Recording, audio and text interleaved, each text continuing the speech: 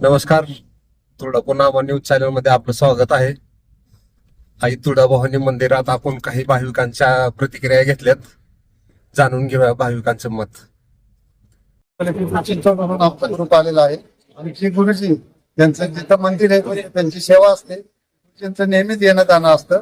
त्यांच्या जवळ 19वे दर्शन त्यांचं आहे आणि आधी मी पण आलेलो आहे, गुरुजी पण आलेले. त्यांनी पण आम्हाला त्याच्या जे काही अडचणी होते त्यावेळी सांगितलं.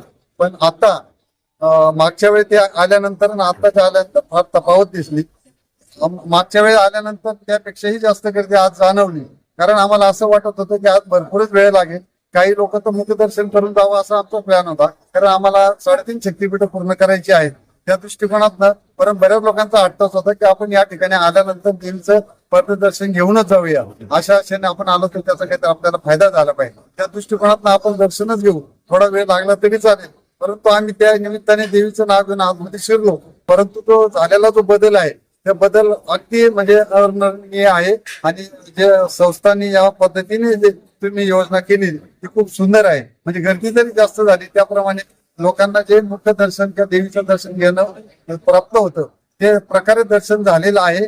गर्दी जरी असते तरी पण दर्शन चांगल्या प्रकारे झालेले. अशीच व्यवस्था घडत राहावी, लोकांना जास्तीत जास्त लोकांना दर्शनाचा लाभ व्हावा ही अपेक्षा ठेवून मी माझे 2 शब्द संपवतो.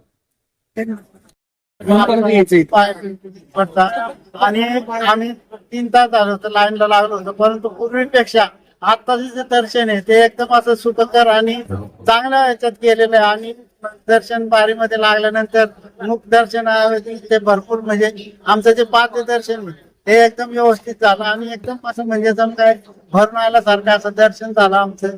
ही आहे जगदंबेची प्रार्थना आणि असं आमच्या हातून आहे जगदंबेची सेवा घडो ही त्यांनी प्रार्थना. जय भवानी, जय भवानी, अंबा माता की आई राजा. नमस्कार, मी देवदत्त माळी, ज्ञानशक्ती मंदिर निगडी प्राधिकरण पिंपरी चिंचवड मधून आम्ही आमचा ग्रुप सगळा दर्शनासाठी आज आलो होतो.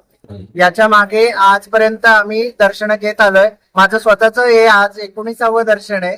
जवळपास आतापर्यंत झालेल्या दर्शनाच्या बदलामध्ये आम्हाला आजचं दर्शन जरा सोयीस्कर वाटायला लागलं होतं, कारण की याच्या मागे येणारे दर्शन होती धर्मदर्शन आणि 5 धारकांचे दर्शन. 5 धारकांमुळे येणाऱ्या धर्मदर्शन आणि मुखदर्शनाच्या भाविकांना जो थोडाफार अडथळा होत होता की देवी न दिसणे किंवा पटकन बाहेर निघल्या जाणे, देवीचं दर्शन न होणे, तर याच्यामधला अडथळा बऱ्यापैकी या दर्शनानं सुलभ झालाय.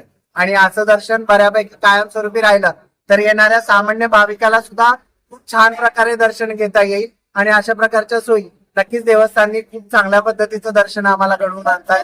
आता माझं आठवड्याभरात हे 2रं दर्शन आहे. मागच्या आठवड्यातला आणि आत्ताचा बदल यामध्ये खूप जमीन आसमानाचा बदल झाला आमच्यासाठी आणि आम्ही बऱ्यापैकी दर्शनासाठी खुश आहोत. आणि नक्कीच आम्ही आता 3 तारखेला पुन्हा दर्शनासाठी येऊ. त्या दिवशी आम्हाला अजून आनंद होईल अशा दर्शनाचा. आम्ही आशा करतो असेच बदल तुळजाभवानी संस्थान नेहमी घडवत राहू. जय भवानी.